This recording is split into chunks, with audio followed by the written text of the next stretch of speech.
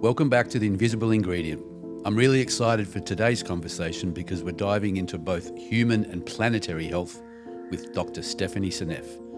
If you've ever wondered what the long-term impact of glyphosate really is, this herbicide that's sprayed on our food, our soils and our parks, Stephanie has been one of the few voices with the courage and persistence to connect the dots. She's a senior research scientist at MIT, and her work has helped uncover how deeply glyphosate is woven into the chronic illness and environmental collapse. I'd love to start at the beginning with you, Stephanie, because glyphosate was marketed as safe, and there were people that said you could drink it. It was as safe as table salt, and that story stuck around for a long time, maybe even still to this day. I'd love you to speak to your perspective around how did that happen? Right, I know. That's so interesting, isn't it? And they managed to really kind of cook the books, I would say, when they did the experiments. They carefully designed them to fail and to not do the tests that would have shown glyphosate in its true light. And then I think the EPA was eager for it to be approved because it looked like it was going to be such a boon for agriculture. And the argument was that you would get rid of these other herbicides that are much more toxic, considered to be much more toxic. So it was like they were so delighted to find a chemical that could kill all plants except for those that were engineered to resist it and yet be harmless to humans. And it's like to believe that such a chemical could exist is already pretty phenomenal. You know, it's not reasonable that something that can kill all plants is harmless to humans. And yet that was the message they got. That's the message they gave to the public. And it's now become the point where most people they just assume without even thinking about it that glyphosate's safe. And of course, it's the active ingredient in Roundup. Roundup is all over the food supply, or glyphosate is all over the food supply. And people, can go down to the garden store and pick up some glyphosate and put it on the dandelions in their yard while their kids are playing in the yard. They will think nothing of it because it's so safe. And it's just a danger of it is that people think it's safe. And so they can abuse it in the way they use it and don't take the care that they need to take to protect themselves when they're applying it. And then, of course, the further danger is that it's all over the food supply and the government's not bothering to test that. The government thinks it's safe, so they don't see why they need to test. They admit that it's pervasive in our food supply, and they don't think that's a problem. And so it's interesting how when people get so secure in a message that's false, it's very, very hard to undo that message and to get them to realize that it's not safe. And it's the same thing with acetaminophen, for example. I think you've probably been hearing about in the United States. I don't know if you have RFK Jr. coming out, President Trump saying acetaminophen. Now that's problematic for autism. That's Tylenol, and Tylenol is like glyphosate. I think there's a lot of parallels, and they're both from the same company, by the way. Bayer, is in charge of both of those, which is interesting too. But Tylenol is a good example also. It's a drug that's, you don't need a prescription. Just go down to the drugstore, pick it up. And it was, it was encouraging. Parents were encouraged to give their kids Tylenol even proactively before they got a vaccine because they figured there was going to be a fever and it'll help to protect from the fever. Now you've got the vaccine and the Tylenol mixed together. And then the mother too, when she's pregnant, she's recommended to take all these vaccines. And then again, she gets a reaction to the vaccine. She takes Tylenol. That combination is really dangerous. And then you've got glyphosate in the mix as well because there's glyphosate contamination in the vaccines. So that's a real storm there. And I think that may be the key. A key contributor to the autism epidemic is that combination of the glyphosate, the vaccines, and the Tylenol all Yeah, together at wow. once. Yeah, it's something that we don't often consider, and even in agriculture when we look at we look at one in our reductionistic modeling, right? We look at one thing, we try and work out, does that cause harm? But we don't even consider what happens when there's a cocktail of these toxins together, what they're doing to ourselves and then to our landscapes and our ecology. Um, I'm super interested to understand, Stephanie, how you've been doing. I mean, this has been a big journey for you. You've spoken about this topic so much. You've been at the troubadour of this of this really important conversation for such a long time. You've written a book, which is incredible, Toxic Legacy. I'm wondering, how was it that you came? There it is. I've got one right next to my computer right now. Yeah. I'm wondering, how did you come into this realm, and what was it that brought you into this space with such courage, such determination, and ultimately persistence? I know it's been a long journey for me, and it's when I reflect back on the last 20 years, it's just been amazing how much I've learned in biology over that period of time. Just constantly reading the literature and learning more. It started really in 2007 when I became concerned about the autism rates going up year by year. There's a new report out. Yes, again, the autism rates have risen, of course. We're just diagnosing it more. Don't worry, no problem. And I just said, no, there's something going on here, and I need to figure out what it is. And so I sort of used my computer science skills, and I decided to just start looking at all kinds of possible exposures and try to see what kind of chemical that they're being exposed to, that many people are being exposed to, might be also going up dramatically over time, in step with with the autism. I was looking for something that might match. Starting in 2007, and I looked for 5 years and came up short. I learned a lot about autism, and certainly had zeroed in on the gut. Like, I understood that autistic kids often have gut problems, inflammatory bowel, diarrhea, constipation, bloating, discomfort, all kinds of issues with their gut, and also food sensitivities, very picky eaters, all of that. Made me think there must be something in the food. So I had gotten that far when I happened to be at a conference where Professor Don Huber gave a 2-hour presentation on glyphosate. And I didn't know what glyphosate was. This is 2012. Kind of hard for me to imagine a time when I didn't know what glyphosate was at this point. But I listened to that lecture and I was like blown away. I was like, this is it. I was so surprised, impressed. And of course, I knew about Roundup. I never used it because I don't like to use chemicals on my lawn. But I hadn't worried about it being at all, considering Roundup as the possible cause of autism. It didn't cross my mind until that time. And that's the thing, because people feel it's so safe.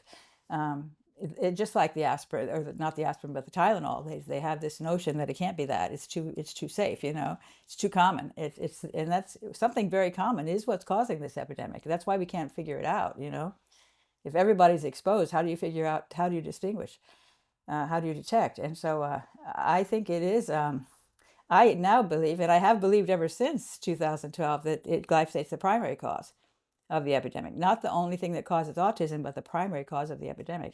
And it is indeed going up dramatically, exactly in step. It's an incredibly strong p-value for the match between the rise in autism and the rise in glyphosate usage on core crops, which we can get that information right off the web for the United States.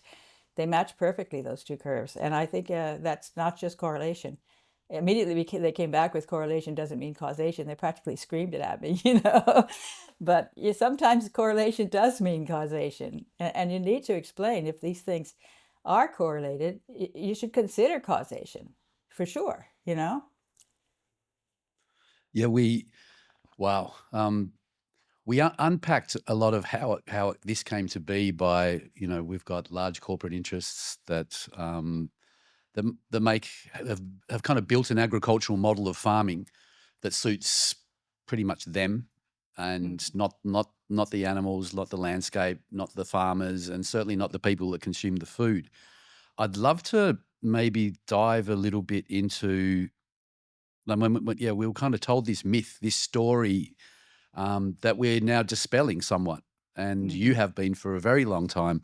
I'd love to kind of look at, well, what happens? Like, what are those human health impacts that arise from this ubiquitous chemical that's in our food system? And I know you've done a lot of work in this space, and I'd love to sort of just unpack that slowly so our audience can really get a sense of the harm and damage that this thing can be doing to us, and what those effects and what we might be seeing in our larger populace. Maybe starting with what you suggested previously, which was the gut health. Like, Right. you've Yeah. called it a gut wrecker. So Yes, what actually exactly. happens? Yeah, that's, I think, really central to glyphosate's toxicity. And of course, we've come to realize that the gut microbiome does a huge amount of stuff for the host. that they are so essential for our health. Their health is important to our health, and they're not healthy. Today, so many people have, in fact, IBD, inflammatory bowel disease, is one of the many conditions that are going up dramatically, exactly in step with glyphosate usage. There's a huge list of diseases, and I talk about them in my book. But the gut health is central, and of course there's also papers now that say all disease begins in the gut. They are becoming aware of Parkinson's disease, rheumatoid arthritis, not just things that are obviously gut problems like colon cancer, which is also going up.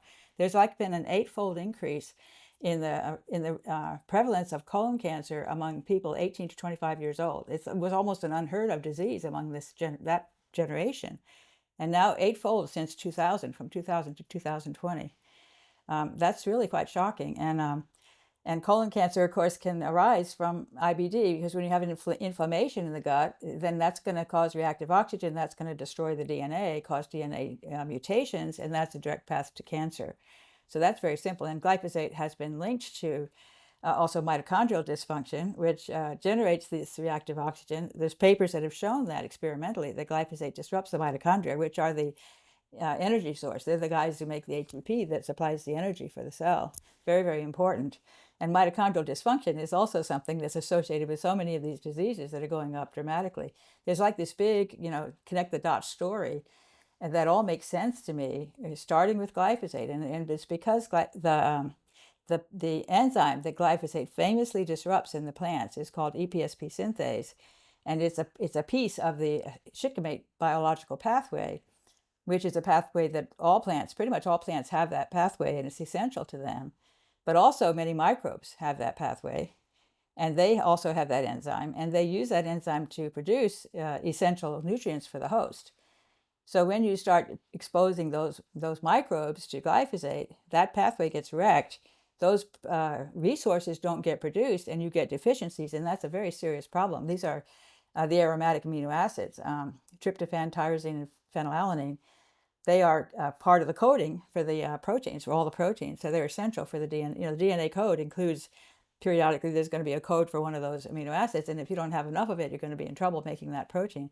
But worse than that, they're also precursors to some incredibly important biologically active molecules, including all the neurotransmitters, serotonin, dopamine, melatonin, thyroid hormone, the skin tanning agent melanin, epinephrine. All of those come out of that shikimate pathway. So when you interfere with the microbe's ability to produce those nutrients, you get deficiencies in all of those things, which can cause nasty problems. Thyroid cancer, which is the thyroid hormone problem, is going up dramatically, exactly in step with glyphosate usage. So there's like a huge connect the dots story there that I worked out in my book. And I feel like it's hard for people to believe that this chemical is so toxic, and also that it's so pervasive in our food supply. And that's also something that we're discovering now, not thanks to the government, because they don't bother to measure, but activists like Zen Honeycutt. And she has had her family, she has these Moms Across America is her 501c. She's got this political organization, and she's got these moms who help her out, and they go and get samples from the school's kids' lunches and send them off for testing. 95% come out positive for glyphosate. 100% of the fast food samples that she sent in were positive. So it is all over the food supply. And the government says, well, don't worry, it's safe, and it's just not true. And really, so the microbiome gets disrupted, the beneficial bacteria die off. They're more sensitive to glyphosate, and that leaves a hole which allows the pathogens to grow. And the pathogens draw in the immune cells, which produce the inflammation, trying to clear the pathogens. And the inflammation then causes things like inflammatory bowel disease and ultimately colon cancer. Wow. And it was sold, as it won't harm us because we don't have a shikimate pathway. Is that correct? Mm-hmm. That was what's That so was wonderful about it. We don't even have the pathway, let alone the enzyme. So how can we be affected by it? That was the story they gave, in neglecting the fact that our microbes do have it, and microbes use it to produce essential nutrients for us. Yeah, the forgetting of how much of that microbiome we rely on for healthy function and a healthy life. The glyphosate was when it was discovered, it was a chelator. Yes, that was certainly a vulnerable Um, feature. which yeah, with and it would bind essential minerals. If that's what it does outside in the environment, what are the ramifications and effects of something like that in our biology? Right. So it's both the soil bacteria and the gut bacteria that are going to be sensitive to that. And so glyphosate is trapping these minerals. We have these minerals that we need. They're essential, but they only need them in very small amounts: manganese, zinc, iron, cobalt. So those are all magnesium. Those are minerals are all bind to glyphosate very tightly.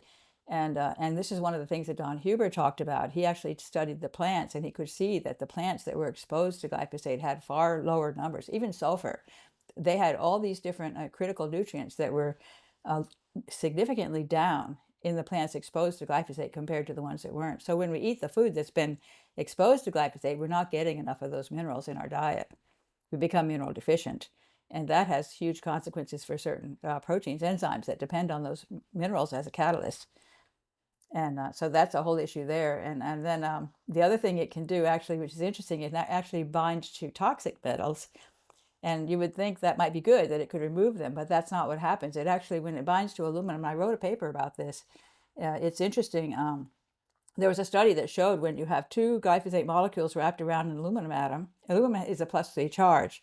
It's an unusual atom. It's +3 charge, and it never changes from that. A lot of these minerals can go from +1 to +2 and that sort of thing, and that makes them useful in reactions. But aluminum is not. It doesn't shift its charge. It stays at +3, but you can hide that +3 charge by wrapping it in two glyphosate molecules, which are negatively charged. And now you have a small neutral molecule. When a molecule is neutral, it's much easier to get across a leaky barrier. And glyphosate sets up a leaky barrier. So it both sets up a leaky gut barrier and then hides the aluminum inside the two glyphosate molecules. And then the whole package can go across that leaky barrier, get into the bloodstream, go to the brain. And when you get into the acidic environment of the brain, of the terminal watershed of the blood supply, the pH goes down, and that's when glyphosate lets go. And now you've got a toxic glyphosate molecule, actually two of them, and a toxic aluminum atom ready to cause damage in the brain. Wow, that what havoc does that wreak, like, that you've seen in your research? Well, that's one of the ways in which I think it's causing autism, causing that aluminum. In fact, there's been studies that have shown that autistic brains post-mortem, and there was a study that reported on that showed they had incredibly, shockingly high levels of aluminum in the autistic brains, which is also, of course, a feature of Alzheimer's disease, which is also, by the way, going up dramatically, exactly in step with glyphosate. I think we have an epidemic in dementia and Alzheimer's disease in the elderly today that I think is also glyphosate's a major player in that. That's so interesting. On a personal front, both of those, like, my mother-in-law has early onset, maybe mid-stage dementia right now. My Mm. mum, stage 4 Parkinson's. Oh, yes, that's another one. That one's definitely linked to glyphosate also. Well, yeah, that's my mind's spinning right now, just wondering, yeah, how how does this happen? And how do our regulatory bodies not actually cottoning onto this and doing something about it? They're meant to be in service to us, right? It seems as if they're just in service to to a business model that is all about productivity and profitability. Yeah, I think And they believe that it's not possible. They feel like glyphosate has become so essential to our agricultural program that we basically can't live without it. This is what they're being convinced, being told by the industry. We can't afford to have agriculture without glyphosate. We'll all starve. It's not true. I'm sure it's not true, but it's not true. they want to believe it, and then they say, well, we have to have it. And now what they're doing is trying to get around the problems with they have like a huge problem. Bayer has a huge problem in America with non-Hodgkin's lymphoma. You probably know about that.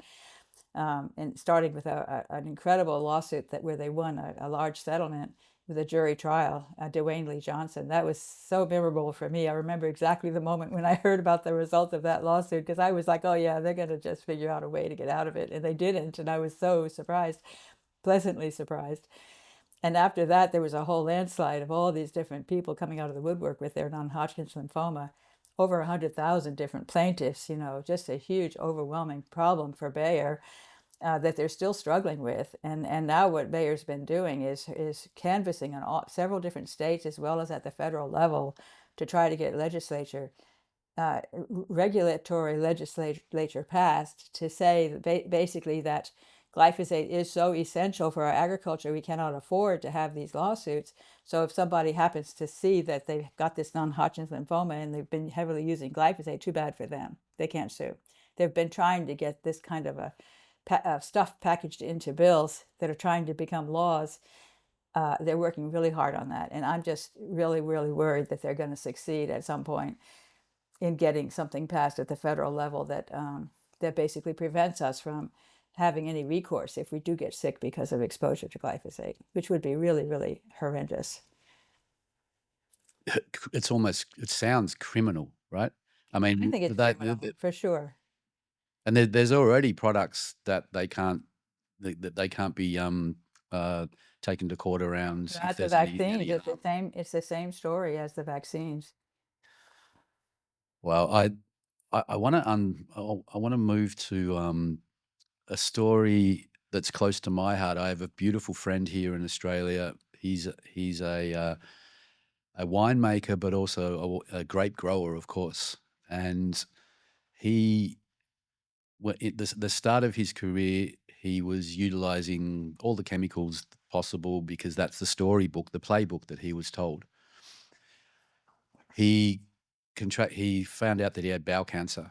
He currently has stage 4. And I was in a conversation with him. He's transitioned all of his practices. His entire business and enterprise is now chemical free, but he still has this legacy of how things were done prior and battling with that. And he was telling me that that glyphosate can mimic the protein glycine. You are right. And I was like, what? And Yes. because he attributes chemical glyphosate exposure to where he's at right now, and he's been doing a hell of a lot of research and testing and with local hospitals and trying to unpack this so he can tell his story, because it's not only important for him, but it's important for everyone that produces wine the way he did as well, and of course beyond into agriculture. But I'd love for you to talk about that mimicking of glycine and what the downstream effects of something like that, this insidious chemical, can do amazing things. That's true. And that is actually the focus of my book. My book, in chapter 4, I give an entire argument for my theory that glyphosate is doing this. It's actually getting into proteins by mistake in place of the coding amino acid glycine. And as you may know from biology, the DNA code, 3-letter code, it's 3 letters, you peel them off 3 letters at a time, and each 3-letter code stands for a particular amino acid. And then you assemble those amino acids according to the code. And there are enzymes that know how to match. And they match that code for glycine by having a little socket that fits glycine very snugly. And glycine is the smallest amino acid, so nothing else fits. All the other ones are too big. And glyphosate is a glycine molecule. It has that same small signature. It can fit in that same socket. It has extra stuff, obviously, because it's not just glycine, otherwise it would be fine, but it has an extra material stuck on its nitrogen atom. But the nitrogen atom has to be outside of that socket because it has to hook up. So that place that snugly fits is the same, identical, between glycine and glyphosate. And so glyphosate can just go into that slot and say, hey, I'm here, here you are, you're done. But it's got that extra stuff, and that extra stuff is horrendous because when certain proteins, certain spots, you put an extra methylphosphonate unit into that nitrogen atom and you're going to ruin the protein, completely ruin it. And there are many proteins that have that kind of susceptibility. You can find them because you can find proteins that have glycine residues that if they're mutated to something else, that protein is dead in the water. It doesn't work anymore. It's just a single mutation of one amino acid can kill it. And there are many proteins like that. And I've been lining them up, and many of them have been shown to be suppressed by glyphosate. So, and then, of course, the diseases that are associated with genetic mutations in certain ones of these proteins are going up dramatically exactly in step with glyphosate. So there's like a huge connect the dots story that you can piece together like a puzzle to explain how glyphosate could be causing each one of these individual diseases that I think it's causing. And it's a huge list. We mentioned autism, we mentioned non-Hodgkin's lymphoma, we mentioned Parkinson's disease and Alzheimer's. All of those are going up dramatically. And then there's also, of course, the inflammatory bowel, colon cancer. There's also fatty liver disease and kidney cancer, liver cancer, thyroid cancer, diabetes, obesity, depression, ADHD. The list is just amazing. All these different diseases are going up. So we've got a very sick society right now in America. We've got so many issues in health, and the healthcare system is about to collapse, I would say, because so many people are so sick. Autism is now 1 in 31 overall in the country, in the 8-year-old kids, the newest number. It's just shocking. It's the lowest it's been, and the worst it's been so far. It's still going up, and no end in sight. And if we don't get rid of the glyphosate, we're not going to solve the autism problem or all these other problems. I think we have to get rid of the glyphosate. It doesn't mean just go back to other herbicides, because glufosinate, 2,4-D, dicamba, they're known to be toxic. They're believed to be much more toxic than glyphosate. So we don't want to switch back to those. We have to find a way to grow our food without the use of herbicides. I think all the herbicides are bad. And we can do that, I think, with technology. So that's where I have some hope, because they are developing now sophisticated technology with these cute little tractors that are solar powered, and they can have vision capabilities. They can carry some boiling water on board, and then they can actually go and see and identify a weed and then spray it either with a laser or boiling water, something that's not going to be a dangerous chemical. And you can just let them roam about your crops. Ideally, I can imagine, like a self-driving car, they just go around, find the weeds, kill them. It's possible, I think. I think it's possible. And I have hope that maybe technology will actually be a help in figuring out how to grow agriculture, how not to have to hire, thousands of people to pull the weeds, which is what we used to do, Yeah. We don't want to go back Our, to that.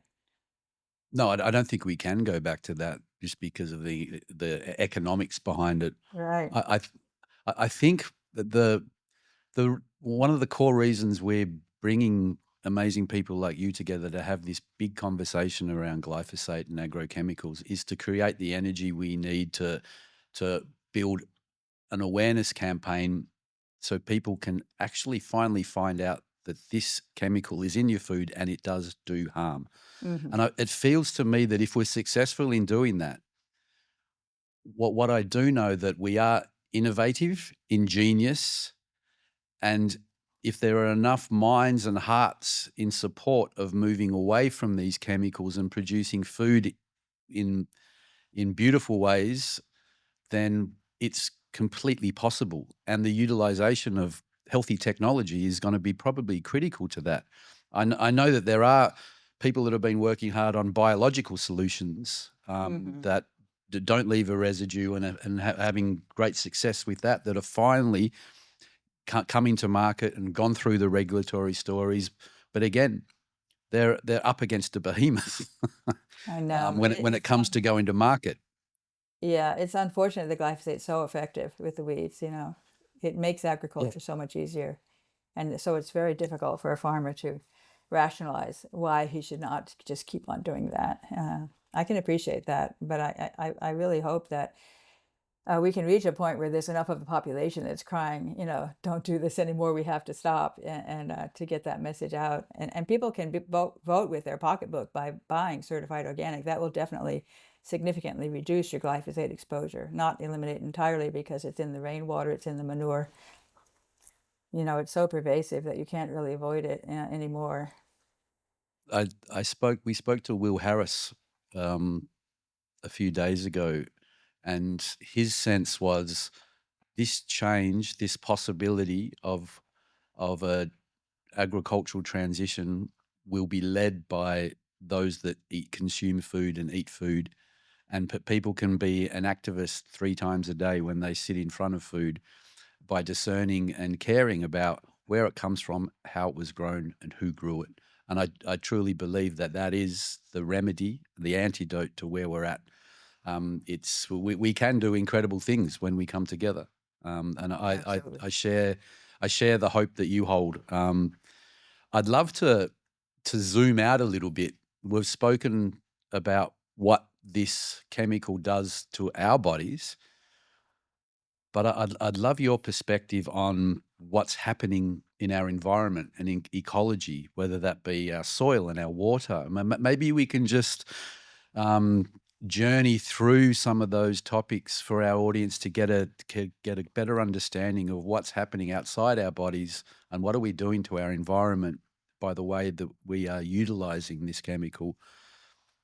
Yeah, I mean, you've probably heard that the number of insects is going way down, just the population of insects. And you look at the monarch butterfly, which is really used to be so obvious, you know, when they came coming down to Mexico through through the Americas, came across all that corn country. Milkweed, which is a weed that grows in the cornfields, is their favorite food. And then, of course, the corn is GMO Roundup ready, and they spray the milkweed, and the glyphosate is all over the milkweed. And then the monarchs are eating the milkweed. They get poisoned with the glyphosate. I'm just about certain that is the primary cause of this complete catastrophic drop in the number of monarch butterflies there are today compared to 10 years ago. I definitely think glyphosate is the primary cause of that problem. Of course, you have insecticides as well, and they're not helping.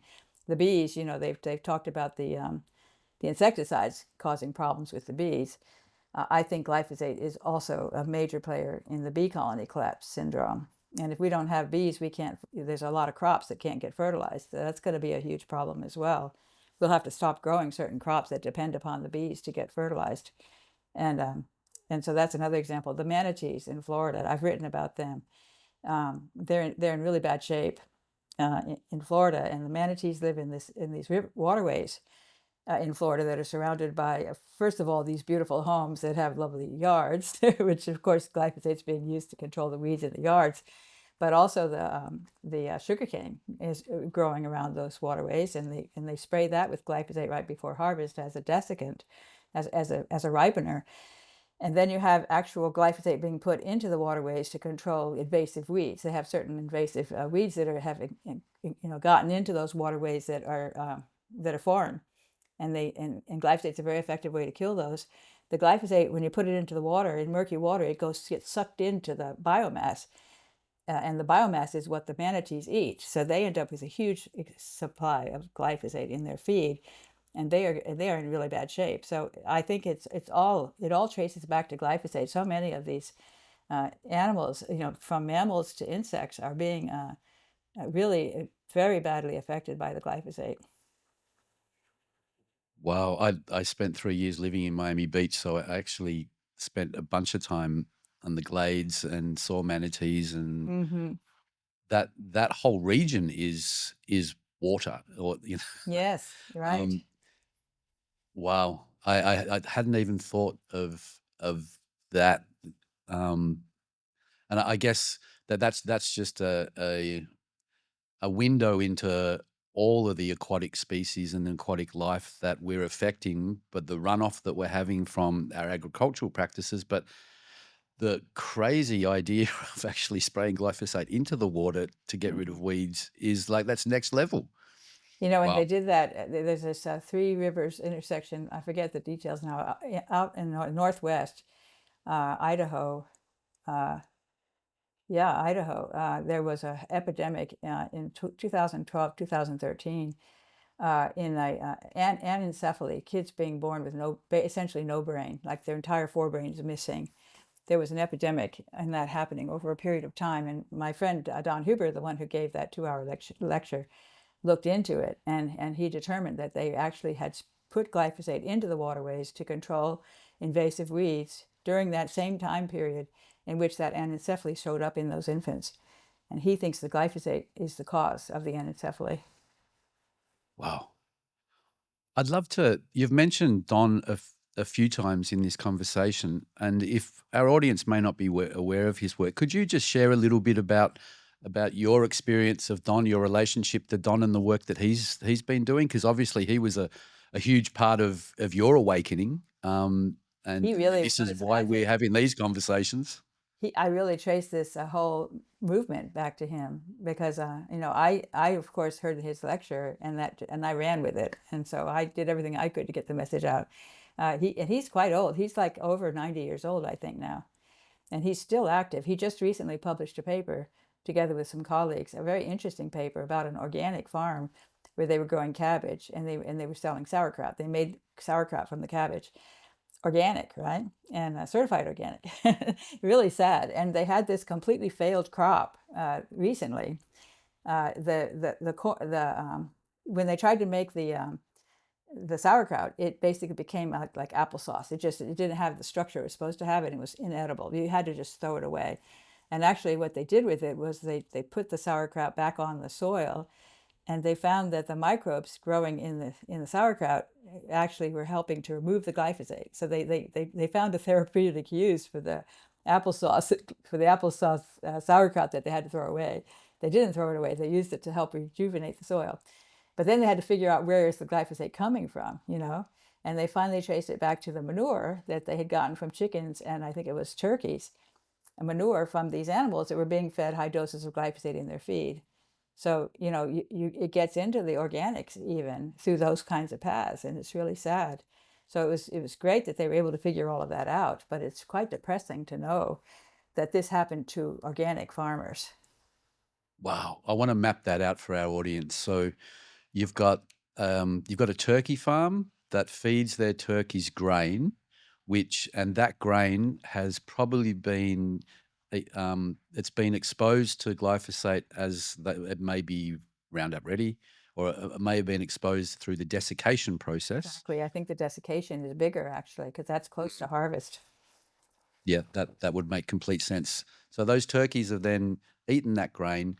They've done their business. That has been utilized by an organic farm because it actually is a wonderful fertilizer, but it's obviously containing this residue, and now it's putting their crops, their harvest, and their certification at risk.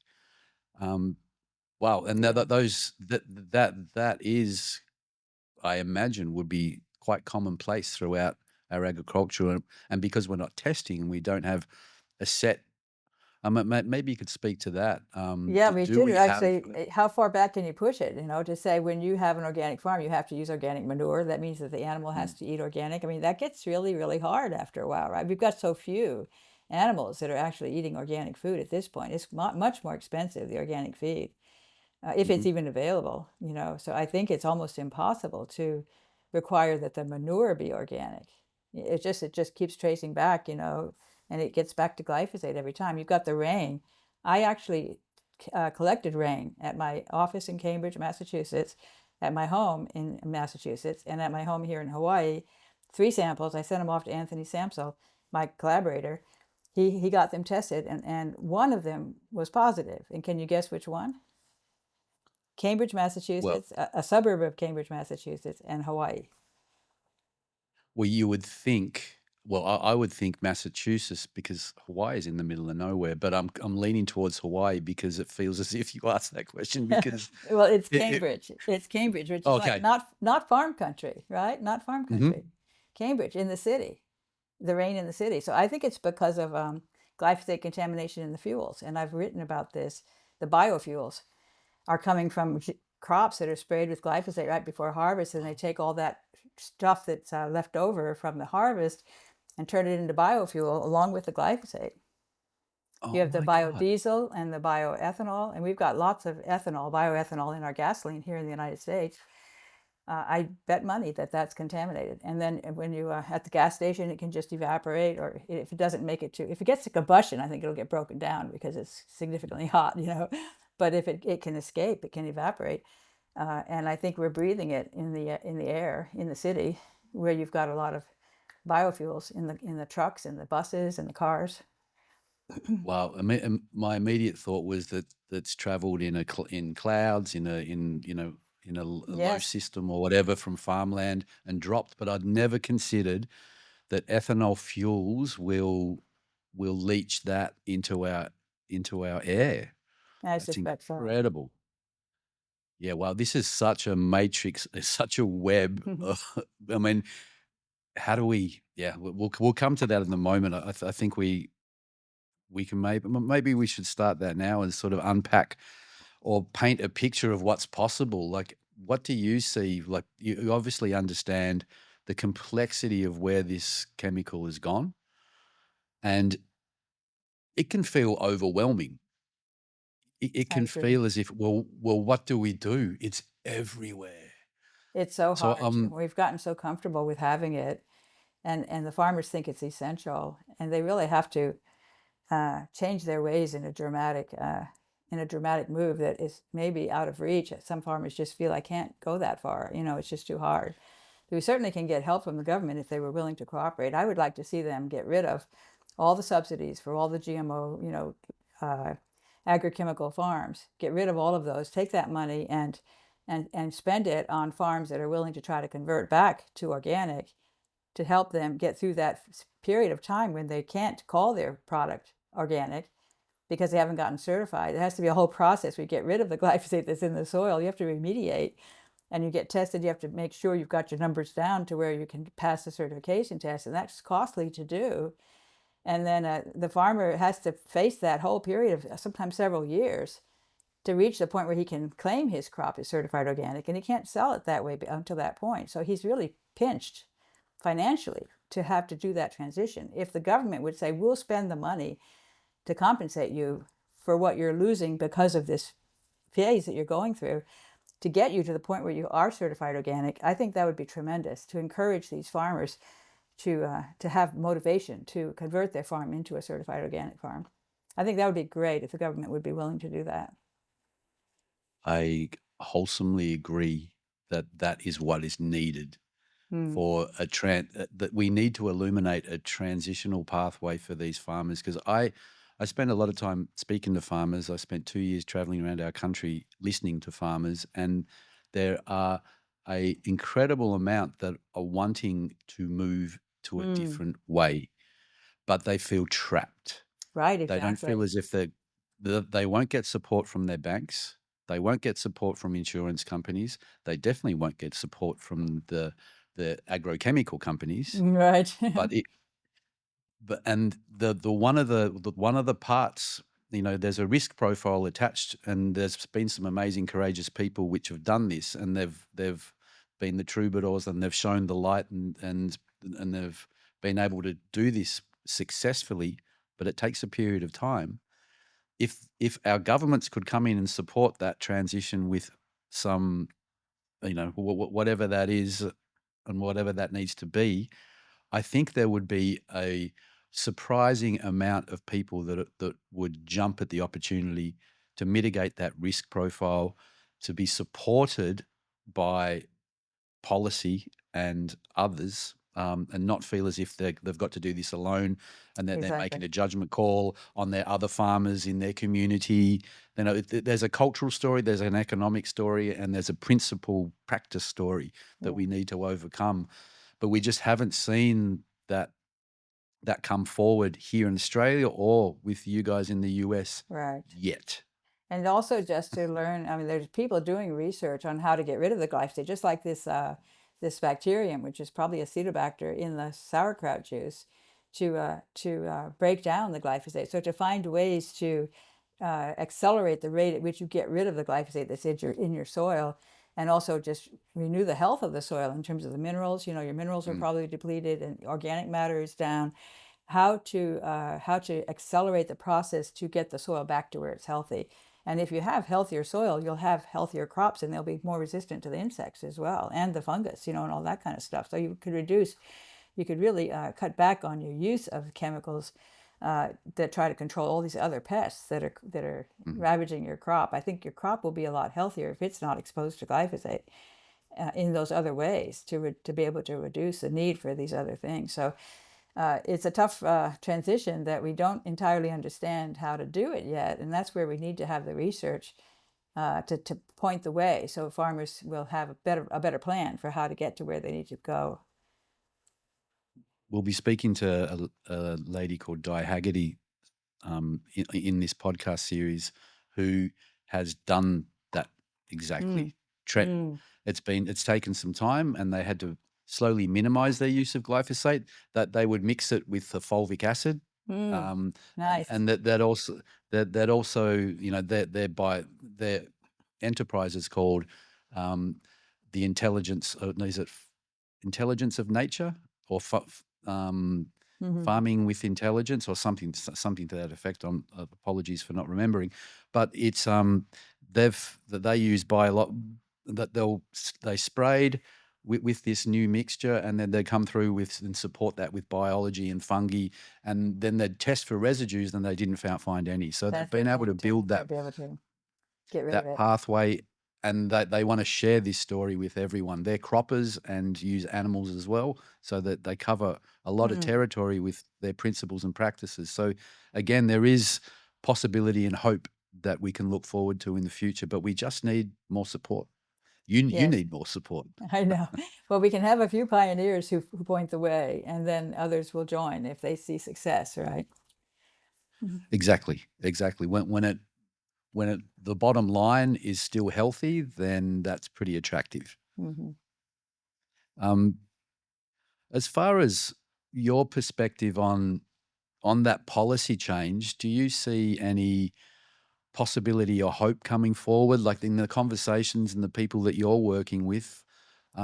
What's your sense check on where are we and what's possible? I know there's a new regime and RFK's certainly brought this to life. Yes. But I'd be interested to understand your perspective on what does the next 5 years look like for glyphosate use and I'm a a bit healthy agriculture. disappointed because I know RFK Jr.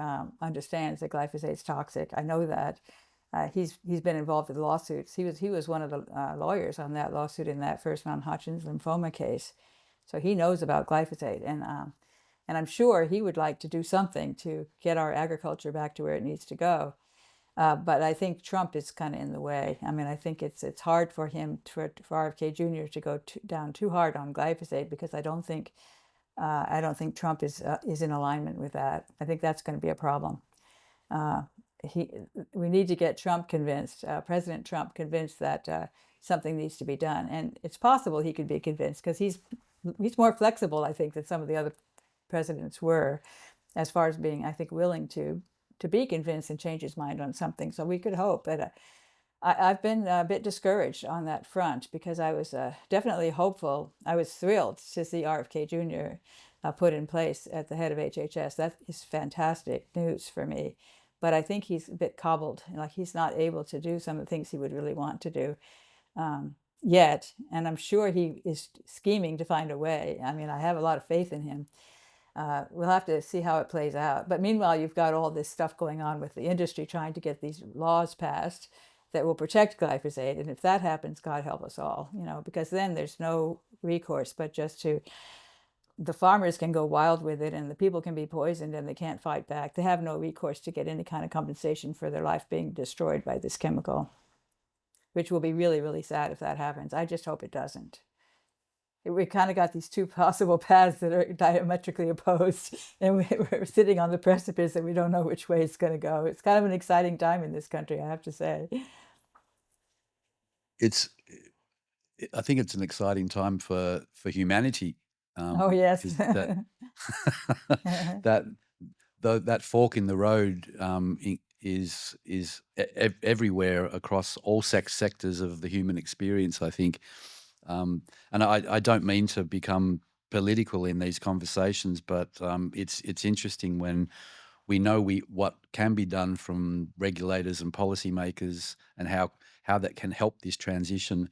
I still somewhat believe that this will be a ground up movement. Yes, I have more hope in that direction. And you can see certified organic really catching on because they're flying off the shelves. I'm actually pleased when I go to the grocery store and the certified organic section is completely sold out, because that means people are want it and they need more. And so, and I've seen a great increase in the availability of certified organic here in the regular grocery stores. It's really been pleasing that you can get quite a few items certified organic at a sort of ordinary grocery store as opposed to some high-end place. And Costco, of course, has really more choices than just about anybody. They've really been played a leadership role in introducing certified organic as being widely available in their stores. I'm seeing that as well here in Australia, and also people reconnecting to their food, which I think is Mhm. probably sits at the heart of how we got here. Um, Farmers markets, Right. farmers going direct to market, Mhm. where they're cutting out the middleman. We work a lot with organic producers and regenerative producers, which doesn't seem to be a certification for, but Mm. um, the ethos is, leave a landscape in better shape than you I started and know, do I no love that. harm. Regenerative is really a cut above organic, it's really great. And that's something we need to get on board in many farms. I think we really want to push that regenerative idea because our soil needs to be regenerated. Much of our soil is in bad shape right now. And the other thing is eating processed foods versus cooking at home. And I think that that's also been a movement recently. Americans practically live on processed foods now. They have these very simple foods that you don't have to put any effort into putting dinner on the table. But I think we've been more and more people are realizing they want to buy this ingredients that are wholesome, whole foods, cook a meal, spend time in the kitchen. I think that there's a movement back towards. I remember back in the day, many years ago, when you'd get these advertisements on TV that were sort of like, here's your TV dinner. You have better things to do than cook, and have you in there in the living room playing Monopoly with your children, while your meal is being prepared. You just put that thing in the oven and you're done. I remember way back when I was a kid, this sort of push towards you have better things to do than cook. And I think cooking is actually a pretty pleasant task. I think it's a lot more fun than a lot of other things you could be doing. And especially as you get skilled at it and you play around with different herbs and spices, I've been enjoying it myself, just creating different flavors and putting together interesting recipes sort of creative cooking. It's fun. It's pleasing, and then you can have a nice dinner to serve your family instead of something that's just totally processed. I think it's great for us to believe that it's okay to spend time in the kitchen. I think that's a great invitation for our audience, because food should be sacred. Hmm. And it's when we come together and we break bread and we sit around a table and share story that we become more human and we become more connected. And food is that connector. And eating seasonally and eating locally, Hmm. it is, as you said, it's fun.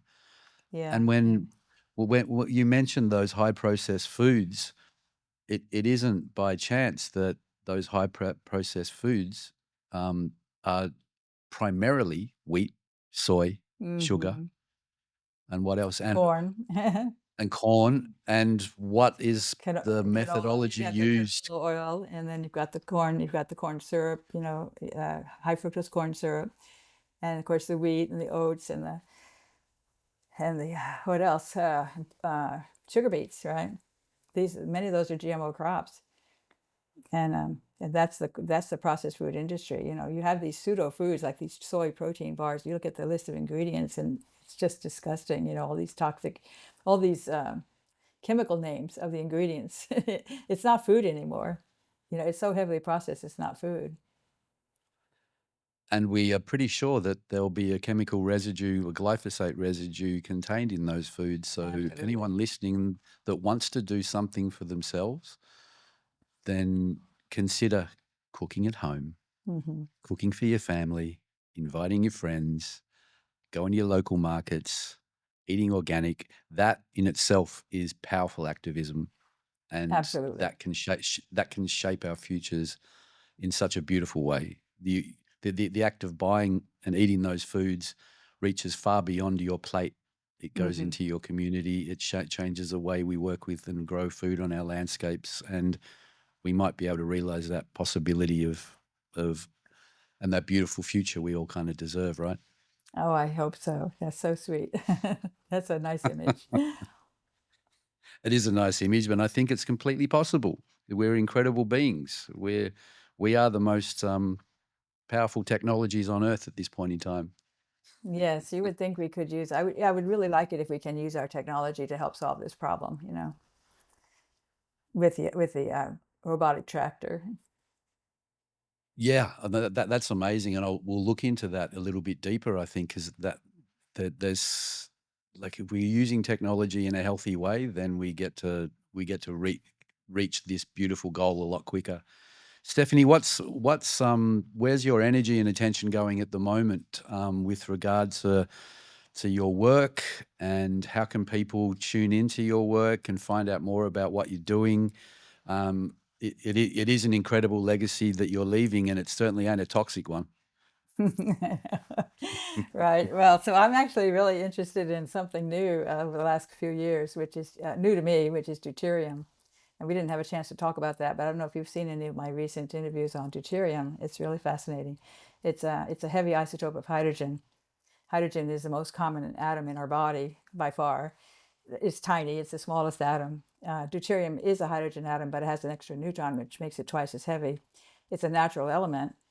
It's in water at 155 parts per million. So, that all just seems fine. But then the thing is that deuterium is very nasty in the mitochondria. It can wreck them. And the metabolic processes have been elegantly designed to supply the mitochondria with water that has very little deuterium in it.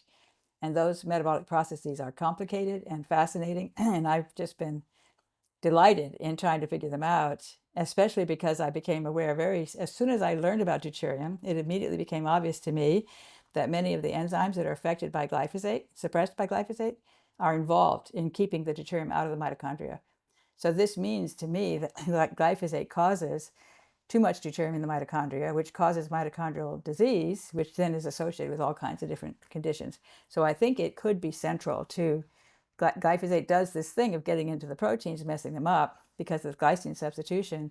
That causes them not to be able to do their job, and their job is to keep deuterium out of the mitochondria. So I have a bunch of interviews on that topic, also some papers. I'm very, very interested and fascinated by deuterium. So I'm hoping to write a book on deuterium if I can fit it into my schedule. I would love to do that. It's super interesting. But that's been my latest excitement. I'm in such awe of the thread that you weave and this massive tapestry you've created. Like Yeah. it's like a massive join the dots, right? Exactly. And It's really been a giant puzzle, which I love puzzles. So this one is certainly very, very challenging and open-ended. I mean, I can never get the total answer, and every day I learn something new about biology. It's just amazing. I love learning about biology, and I read extensively, and I'm just trying to figure out the story, which is a very, very interesting and untold story, I would say, so far. So I'm hoping to be able to pull that off. I have no doubt you will. Um, it's been a absolute pleasure to spend some time with you, Stephanie, and thank you for sharing your work, the work that you've done to illuminate for our audience some of the effects of this chemical. But not just that. That there is hope, and everyone can be empowered and make better decisions. I look forward to more communication as we unravel this campaign. Thank you for the clarity that you've brought, the courage that you have, the determination and persistence it's taken for you to continue doing your work. It's astounding. And it's people like you that are so inspiring. I just hope that we can all see and realize what's possible beyond chemicals in our food system, in our Yes. fields, and how we treat our soil and water, and in essence, life itself. Hmm. Right. And I just wanted to say StephanieSeneff.net. You asked me about where I have a webpage, StephanieSeneff.net, which So has please, listeners, please tune in, support Stephanie's work, read her book, become educated. Through education, through awareness and education, we make better decisions. Our ecosystems depend on it, and us seeing clearly and choosing wisely will reap benefits for the coming generations. Thank you. Thanks, That's a Stephanie. nice note to end on. It's a pleasure to be in front of you right now, and look forward to more. And kudos to all that you've done. Thank you. Stephanie, thank you for bringing clarity and courage to this conversation. Glyphosate is not just a chemical in the fields, it's a story of how we treat soil, water, and life itself. Thank you to our listeners for joining us. If this conversation touched you, please share it, because the future of our ecosystems depends on us seeing clearly and choosing wisely. This has been The Invisible Ingredient, brought to you by Farmer's Footprint.